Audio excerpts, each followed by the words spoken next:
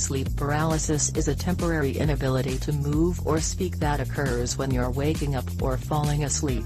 It's not harmful and should pass in a few seconds or minutes, but can be very frightening. Many people have sleep paralysis once or twice in their life, while others experience it a few times a month or more regularly. It affects people of all ages and is most common in teenagers and young adults. The main symptom of sleep paralysis is being completely aware of your surroundings but temporarily being unable to move or talk.